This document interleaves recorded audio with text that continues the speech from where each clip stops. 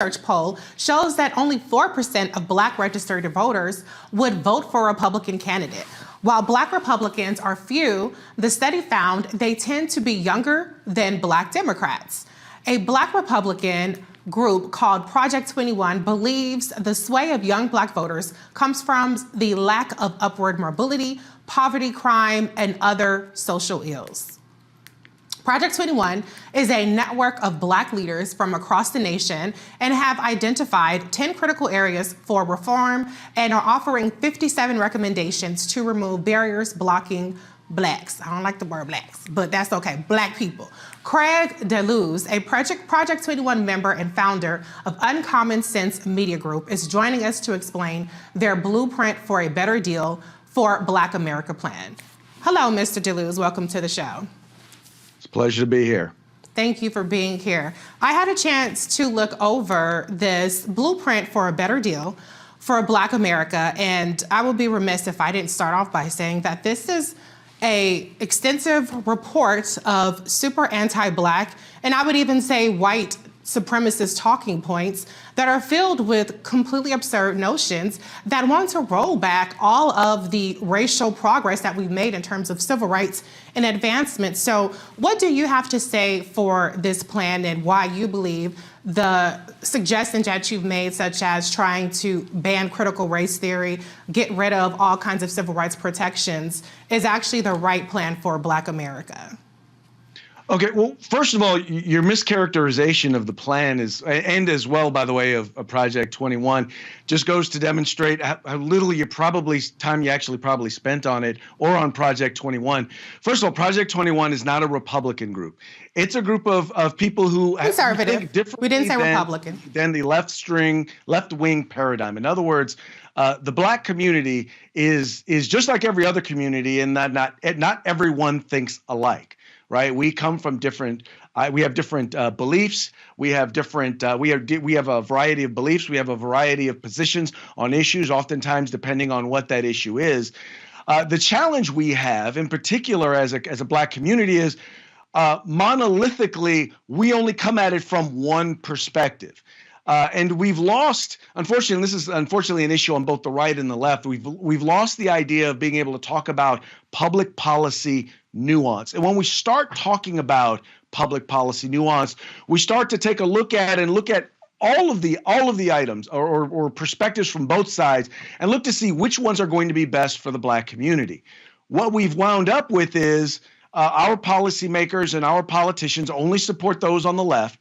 And so you wind up with a Democratic Party who says we don't have to do anything or address any issues of the Black community. And you wind up with a Republican Party that says, well, they're always going to vote Democrat, so we really don't have to address any issues within the Black community. I can agree with you about the Republican Party aspect, but I think that they are actually quite hostile to the Black community. They aren't just indifferent to our community. I think it's interesting because, hold on one second. Well, I didn't cut you off. 1 second. Here's the point that I'll... Hold on 1 second. I didn't cut you off, sir. I didn't cut you off, sir. Thank you. One thing I found interesting about the report is that the report talks about, or it starts that there have been failures of the Biden-Harris administration in terms of their policies. But the statistics that are outlined throughout the reports, like, for instance, statistics about homicide rate, statistics about a number of things, are 2019 and 2020. That's when President Trump was actually in office, and he had 4 years of policies to make improvements for the Black community. So how do you explain how President Biden is responsible for the failures of the Trump administration policies in 2020?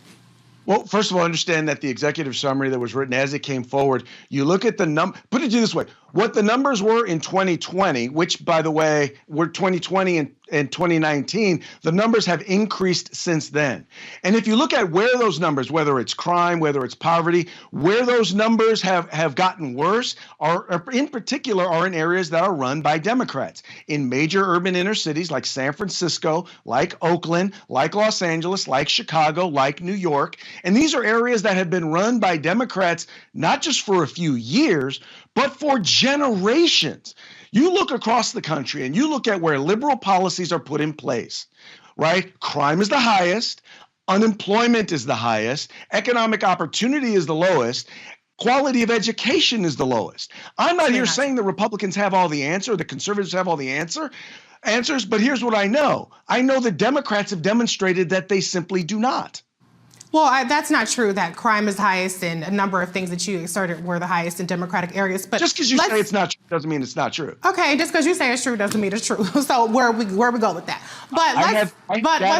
But one second, let's talk about one of the assertions. It's a big part of this plan talks about crime. One of the most disturbing and the reason why I characterize it as racist and white supremacist notions was it specifically says in this plan that Black people are as criminal or more criminal, and that's why we see the kind of disparities in the way that Black people are treated in the disparities. Do you believe that Black people are more prone to criminal behavior? Do you agree with that assertion? I clearly did not read the report. I did read it. But what it will tell you is this, is that, and this is, by the way, this is true of every ethnicity. People who generally commit crimes against their own. In other words, the number one committer of crimes against Black people are Black people. And that's the same with whites. That's the same with Latinos, right? That's what that is pointing out. My question is, with all of these folks who are trying to be smart on crime by decriminalizing crime and putting criminals back on the streets, they're more worried about Black criminals than they are about Black crime victims. I mean, to be clear, that's a completely different point to say that there is higher interracial. Hold on.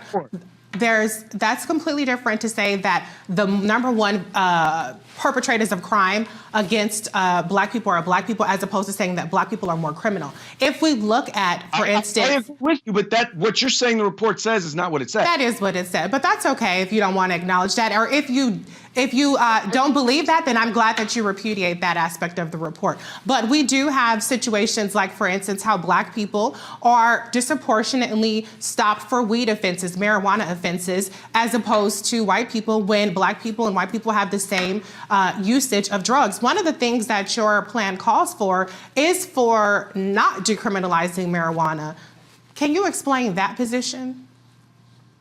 Well, first of all, I think they'd understand that overall throughout history, I mean, until recently with marijuana, there has only been one drug that has been legalized for recreational use, and that drug has been alcohol. I don't think that we do our community we don't provide them any additional benefit by legalizing the use of marijuana. What we were promised in the state of California, for example, was when we legalized marijuana that we would see an end to crime.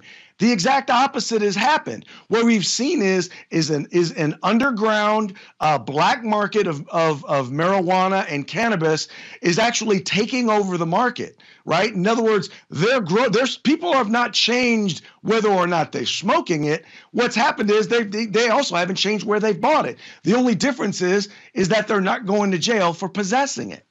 That is good, because Black people were disproportionately going to jail for possessing marijuana, despite the fact that they don't have a higher incidence of using marijuana. But let's talk about another major part of your plan, which is critical race theory. This is the boogeyman of conservatives. And I found a lot of really preposterous assertions in here as well. But let me just ask you first and foremost, do you believe that racism against Black people exists in this country? And do you believe that systemic racism exists in this country? Well, first of all, let's talk about what critical race theory is. And I recognize and I understand that. We can get to that. Hold on one second. Mr. DeLuz, we can get to that. Hold on. But I asked you a specific question. Respectfully, can you answer my question? And then we can get to what your understanding of critical race theory is. Do I believe that racism exists? Yes, I do believe that racism exists. Do I believe that systemic racism exists? No, I do not believe that systemic racism exists. I believe that we need to take a look at one of the challenges we have is that people who promote critical race theory want to act as if we are exactly where we were from the day that slavery ended. And that is just not the case. We are the freest, most educated, and most prosperous peoples of African descent in the world. Now, is everything where it should be? Are we exactly where we should be striving to be? No, we're not there yet. But what we should do is recognize where we are, recognize the success that we have had, and recognize that staying on the path where we are is exactly what's going to get us to where we need to be. But teaching policies or teaching things in school that teach students that if you're white, you are an oppressor. If you are black, you are oppressed. And the only way you can be successful is if your oppressor lets you be successful. Where they talk about things like proximity to whiteness, saying that, well, if you are successful, if you are college educated, and if you've been married to one person and have children with that one person, well, that's because of your proximity to whiteness. This sort of stuff is utter madness, and this is the sort of stuff that is not going to create racial unity. It's in fact going to create racial division, and that's exactly what it's doing.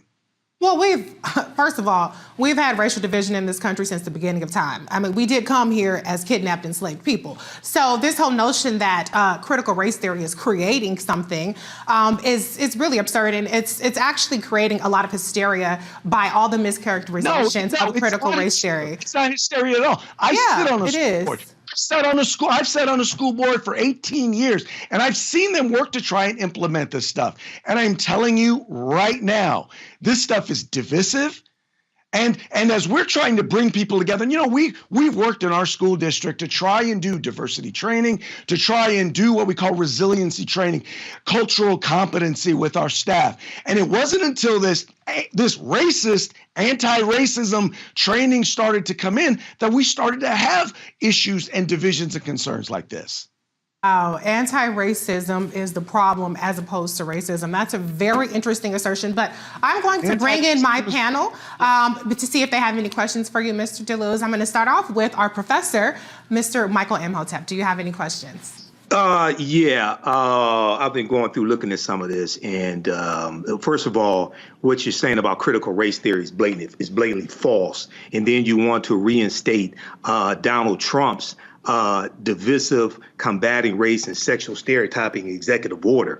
That's ridiculous. But the question I have is, if we look, for instance, at the article from Yahoo News, do Republicans or Democratic states have more crime? And they talk about how 8 of the 10 states with the highest murder rates per 100,000 are Republican states and states that voted for Donald Trump. Explain to me how Republican policies for fighting crime are going to be more beneficial for African Americans than Democrats. And I'm neither Democrat nor Republican, but I sure as hell ain't stupid.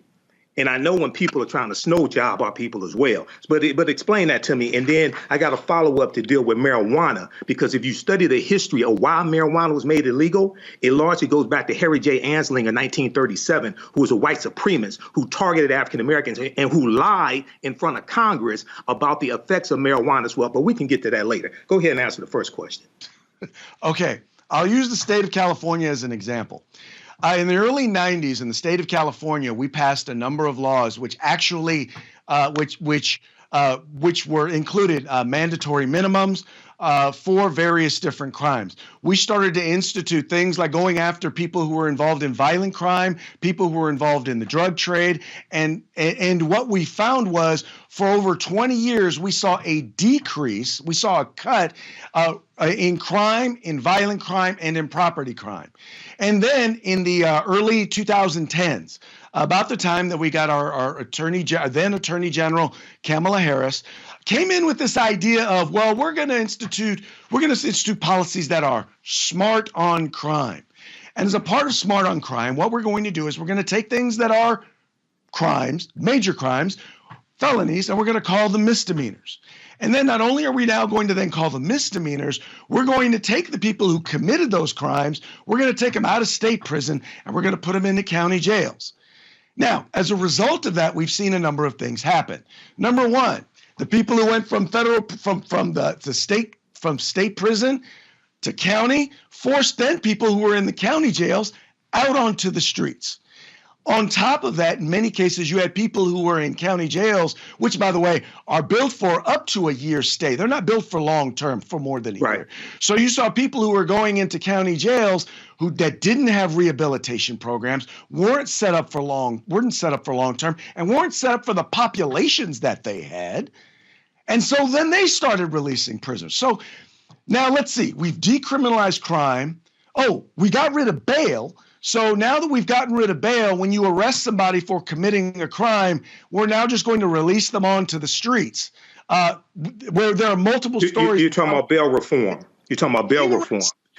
Right. Because African Americans were disproportionately harmed when they couldn't afford bail and white people could. Let me jump in because this is running a little long. But let me just clarify.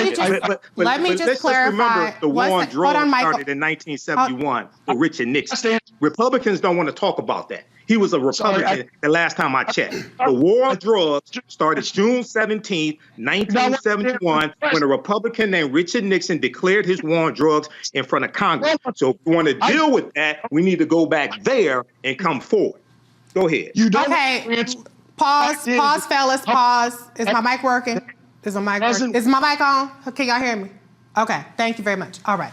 Let me just fact check one thing because Vice President Kamala Harris was mentioning, y'all know I don't play about her. Actually, it wasn't her initiative. It was safety realignment that brought about the difference between state prisons and local prisons and all that good stuff. But let's move on to another question because we got other people that want to get questions in.